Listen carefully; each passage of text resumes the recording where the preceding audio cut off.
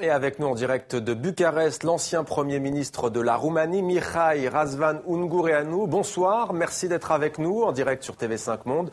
Vous êtes le premier vice-président du PDL, le Parti démocrate libéral, formation politique de centre-droit. Comment accueillez-vous l'élection de Klaus Iohannis à la présidence? Bonsoir, avec la plus grande joie. Alors, quelques mots sur l'ancien candidat, maintenant le président élu de Roumanie. Il est allemand de souche, il provient d'une toute petite minorité allemande.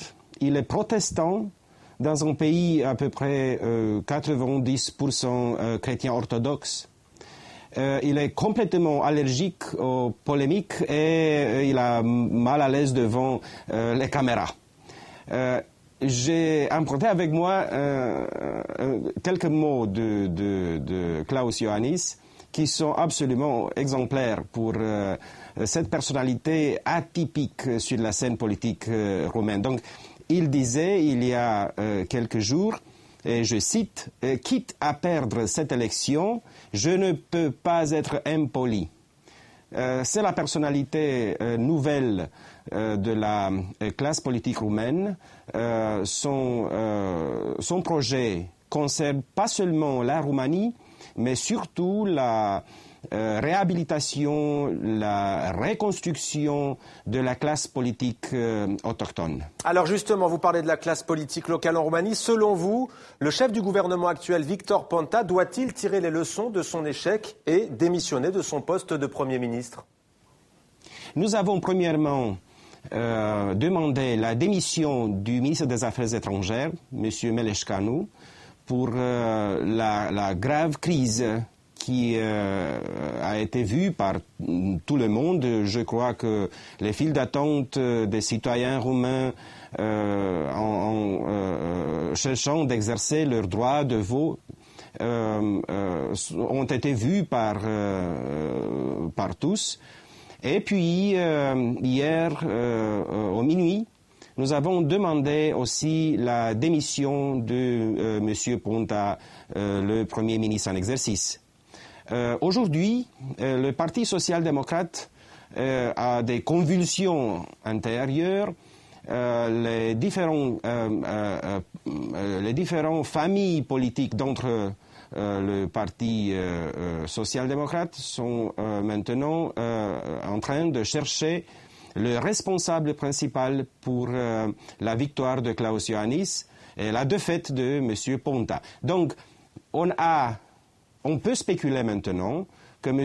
Ponta est au bout du souffle politique et dans les jours suivants, on verra si M. Ponta démissionnerait ou pas. Alors en attendant, ce n'est donc pas le cas. Victor Ponta reste le Premier ministre de la Roumanie.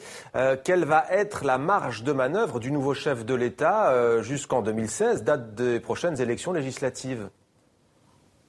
Le nouveau président a une tâche assez difficile, car la majorité parlementaire est bien hostile. La majorité appartient au Parti social-démocrate et aux ses satellites.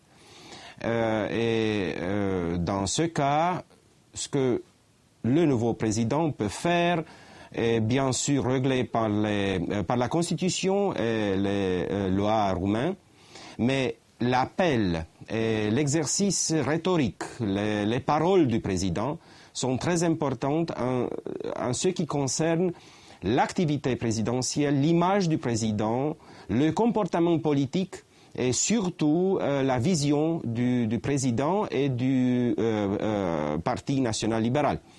Je suis absolument sûr que dès le moment des élections générales, ça veut dire dans 2 ans, le nouveau gouvernement serait un des gouvernements les meilleurs que la classe politique roumaine Alors justement, exposer. Parlons concrètement de votre programme. Vous avez placé tout au long de la campagne électorale le débat au cœur, la corruption au cœur du débat électoral. Quelles sont selon vous les premières mesures d'urgence à prendre pour lutter contre ce fléau? Je peux vous dire que demain, dans le Parlement, Et je crois que les élus du Parti social-démocrate sont aussi d'accord. On va discuter sur une loi controversée, ça veut dire la loi d'amnistie générale, qui est pour le moment complètement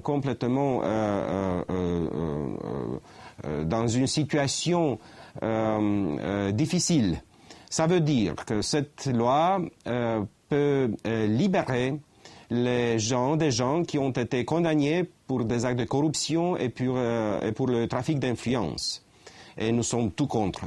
Donc, on se prépare pour des débats sur le projet de loi et aussi sur le projet de loi que techniquement pouvait faire la différence entre l'actuel mécanisme de vote et le vote par correspondance et le vote électronique. Alors la Roumanie célèbre cette année le 25e anniversaire de sa révolution. Un quart de siècle après, votre pays a certes retrouvé la croissance, environ 3%, mais la pauvreté reste un grand problème en Roumanie. Quel bilan tirez-vous de ces 25 ans à ce sujet précis? Mais je peux vous dire que ce que s'est passé dans les ambassades roumaines à l'étranger a été un choc pour tous les Roumains. On a bien compris la question du vote des expatriés roumains, mais sur cette question précise du bilan 25 ans après la Révolution qui avait suscité tant d'espoir, je le disais, 3% de croissance, mais une pauvreté qui persiste. Oui, il y a des problèmes qui persistent et c'est la faute de la classe politique roumaine. Il y a un sort de raison qui a été exprimée par les sociodémocrates. Ça veut dire que la diaspora roumaine, qui est composée à peu près de 3 millions de citoyens roumains avec le droit de vote, votent au mode traditionnel avec le candidat de droite. Et c'est pourquoi le gouvernement a cherché à empêcher. On a bien compris, cette problématique du vote des expatriés.